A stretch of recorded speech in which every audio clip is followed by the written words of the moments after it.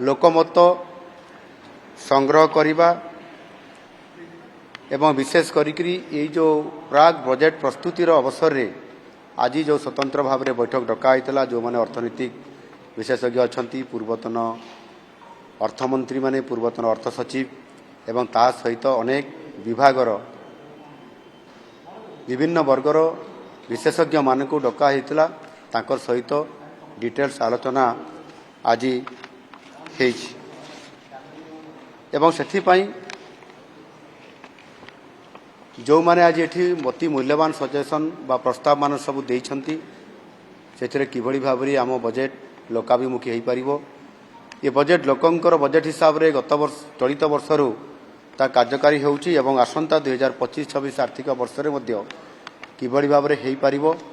ଆଉ ସେଥିପାଇଁ ଅନେକ ଗୁରୁତ୍ୱପୂର୍ଣ୍ଣ ପ୍ରସ୍ତାବମାନ ସମସ୍ତ ମାନ୍ୟବର ଆଜି ଉପସ୍ଥିତ ଥିବା ସଦସ୍ୟମାନେ ସେ ତାଙ୍କର ପ୍ରସ୍ତାବମାନ ଦେଇଛନ୍ତି ଏବଂ ଏ ପ୍ରସ୍ତାବମାନ ମଧ୍ୟ ଏ ଚଳିତ ମାସର ଜାନୁଆରୀ ମାସ 31 ତାରିଖ ପର୍ଯ୍ୟନ୍ତ ଆମ୍ ଆଦମୀ ସର୍ବସାଧାରଣରେ ଯେଉଁମାନେ ବି ଏଥିରେ ପ୍ରସ୍ତାବ ଦେଇପାରିବେ ତାଙ୍କ ପାଇଁ ମଧ୍ୟ ଇମେଲ୍ ଜରିଆରେ ଏବଂ ସେମାନେ ମଧ୍ୟ ହ୍ୱାଟ୍ସଆପ୍ ମାଧ୍ୟମରେ ବିଭିନ୍ନ ପ୍ରକାରର ଯେଉଁ ଆମର ମାଧ୍ୟମ ଅଛି ସେ ମାଧ୍ୟମରେ ଦେବା ପାଇଁ ସମସ୍ତ ପ୍ରକାରର ବ୍ୟବସ୍ଥା ଏଥିରେ କରାଯାଇଛି। ବିଶେଷ କରିକି ମୁଁ ଏଥିରେ ଆପଣମାନଙ୍କୁ କହିବା ପାଇଁ ଚାହୁଁଛି, ଏଥିରେ ବହୁତ ସମୟରେ ବହୁତ ପ୍ରକାରର ମତ ସବୁ ଆସିଥାଏ ଏବଂ ସେ ମତଗୁଡ଼ିକ ଅତି ମୂଲ୍ୟବାନ ଥାଏ। ଲୋକଙ୍କର ସରକାରରେ କିଭଳି ଭାବରେ ଲୋକଙ୍କୁ ଫୋକସ୍ କରିହେବ ଏବଂ ସେମାନଙ୍କୁ ଆଧାର କରିକି ସ୍କିମ୍ ବା ଯୋଜନାମାନ କରାଯାଇପାରିବ, ତାହା କରାଗଲେ ଯେଉଁ ଓଡ଼ିଶାର ଗ୍ରାମାଞ୍ଚଳରେ ରହୁଥିବା ଅନେକ ବ୍ୟକ୍ତି ବା ସାଧାରଣ ବ୍ୟକ୍ତି ଅଛନ୍ତି, ଯେଉଁମାନେ କି ଅର୍ଥନୈତିକ ଦୃଷ୍ଟିକୋଣରୁ ଭାରି ଦୁର୍ବଳ ଥିବା କାରଣରୁ ସେମାନଙ୍କୁ ସବୁବେଳେ ବଞ୍ଚିତ କରାଯାଇଥାଏ। ଏଣୁ ଏହାକୁ ଆଧାର କରିକି ଏବେ ଯେଉଁ ଯୋଜନା କରାହେଉଛି ତାକୁ ଗୁରୁତ୍ୱ ଦିଆଯାଉଛି ଏବଂ ସେଥିରେ ବିଶେଷ କରିକି ଆପଣଙ୍କର ଯେଉଁ ବଜେଟ୍ ପ୍ରସ୍ତୁତ କରାଯାଉଛି ସେ ସମୟରେ କିଭଳି ଭାବରେ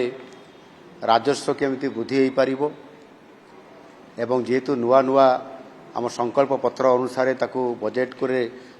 ପ୍ରାଧାନ୍ୟ ଦେବା ପାଇଁ ଆମକୁ ପଡ଼ୁଛି ଏବଂ ସେଥିପାଇଁ ଶିଳ୍ପ କ୍ଷେତ୍ରକୁ ଗୁରୁତ୍ୱ ଦେବା ସହିତ ପର୍ଯ୍ୟଟନ କ୍ଷେତ୍ରକୁ ମଧ୍ୟ ଗୁରୁତ୍ୱ ଦିଆଯାଉଛି। ବିଶେଷ କରିକି ଶିଳ୍ପ କ୍ଷେତ୍ରରେ ଏଥିରେ steel, IT, renewable energy, textile, petrochemicals, agro industries, ଯେଉଁଟାକି କୃଷି କ୍ଷେତ୍ରରେ ଆମେ ଯେହେତୁ ଅଧିକ ଲୋକ ଏଥିରେ ନିୟୋଜିତ ହୋଇଥାନ୍ତି ଆଉ ସେମାନେ ଏଥିରେ ନିଶ୍ଚିତ ଭାବରେ ସେମାନଙ୍କର ଆୟ କେମିତି ବଢ଼ିବ ତା ଉପରେ ଫୋକସ୍ କରିବା ପାଇଁ ସ୍ୱତନ୍ତ୍ର ଭାବରେ ଆପଣଙ୍କର କୋଲ୍ଡ ଷ୍ଟୋରେଜ୍ ସମେତ ସେମାନଙ୍କର ଚାଷ ଆରମ୍ଭରୁ ଚାଷ ଅମଳ ପର୍ଯ୍ୟନ୍ତ ଯେଭଳି ଭାବରେ ସେମାନେ ବିଭିନ୍ନ ସ୍ତର ଦିଗି ଯାଇଥାନ୍ତି ସେଥିପାଇଁ ବହୁତ ଗୁରୁତ୍ୱ ଏଥିରେ ମାନେ ଗୁରୁତ୍ୱ ଆରୋପ କରାଯାଇଛି। ପୋର୍ଟ ବେସ୍ ଇଣ୍ଡଷ୍ଟ୍ରି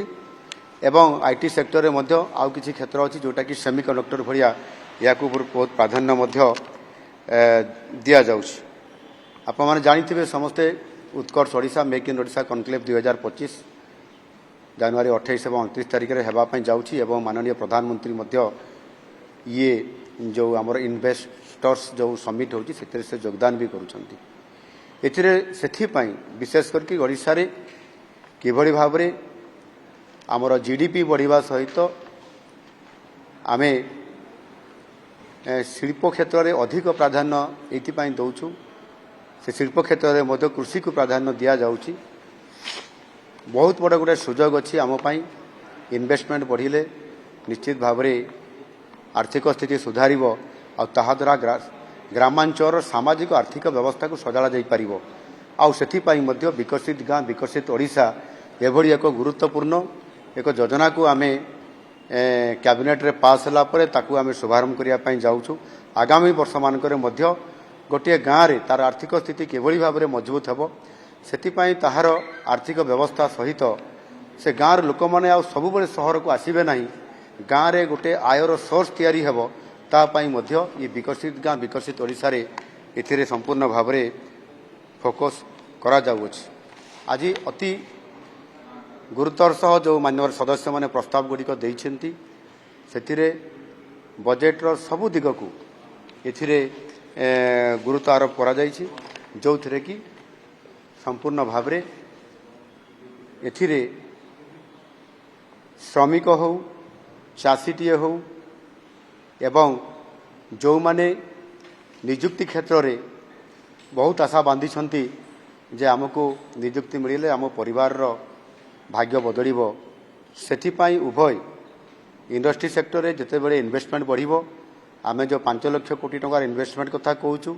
सेते बेले को 3.5 लाख लोकंकर निजुक्ति बढ़िबो ठीक सही भली भाव में सरकारी खाली थिबा पदवीर जो कथा कहितलु 1.5 लाख लोकंकु निजुक्ति दबा पाई 20,000 निजुक्ति दे सारिछु आगामी किछि दिन भितर पुणी 20,000 लोकंकर निजुक्ति अर्थात ये चलित आर्थिक वर्ष भितर ही 2 वर्ष भितर 24-25 और 25-26 भितर 65,000 जो सरकारी खाली पदवी को पूरण कर जो लक्ष्य रखा जाइछि सेथिरे ये चलित वर्ष ही 40,000 रु अधिक खाली थिबा सरकारी पदवी को पूरण करा जाउछि जोथिपाई कि निजुक्ति क्षेत्र में गोटे बहुत बड़ गुरुत्वपूर्ण पदक्षेप आम नौछु एवं विशेष करिकि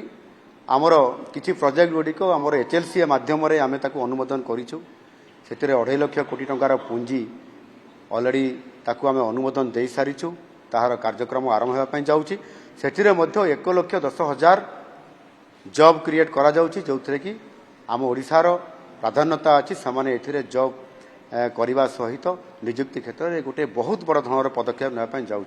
ये सब बजेट भितर निश्चित भाव में समस्त कथा को गुरुत्व देवा सहित जहाँ आज दिन में जो जो प्राग बजेट जो प्री बजेट जोटा आम कहते ये बजेट आसवा पूर्वर जो मूल्यवान सजेसन गुड़िक नियाई ताहा निश्चित भाव में बजेट रे ताकू विचार विमर्श करी आमर जो फिस्काल जो रेस्पॉन्सिबिलिटी जो टीम अच्छा से आलोकपात करी जो गुड़िक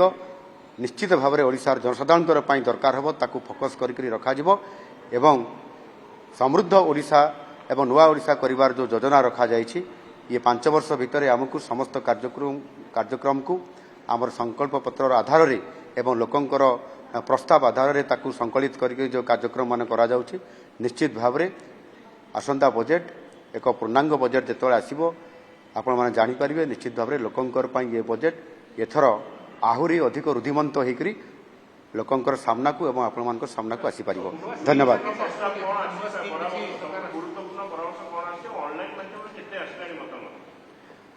देखो ऑनलाइन मत माध्यम बहुत मतामत आसी गत वर्ष जमी 6,000 अधिक मतामत आसीथिला एथर मध्य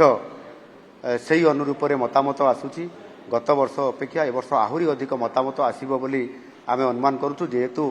जनवरी 31 तारिख पर्यंत समय अच्छी बहुत मतामत आसूची गत वर्ष अपेक्षा ता तुलना रे आहरी अधिक आसूची नहीं देखंतु ये प्रस्ताव बजेट उपरे केते परसेंट अधिक बढ़िबो ये उपरे संपूर्ण भाव में जो प्रस्ताव मान आसीची ताकू विचार करिया पय जेहेतु आमे निष्पत्ति नेला परे जो आमर जो टीम अच्छा जो सेफ्ट बोली गोटे टीम अच्छी से टीम ताकू आकलन करला परे जना पड़िबो एवं विशेष करी आमे निश्चित भाव में आमे आमर एक्सपेंडिचर को जो बजेट एक्सपेंडिचर को देखिकी आमे आगामी वर्ष पाई अधिक बजेट तो निश्चित भाव में हेबो एवं सेथिरे जो कथा आमे करिया पे जाउछु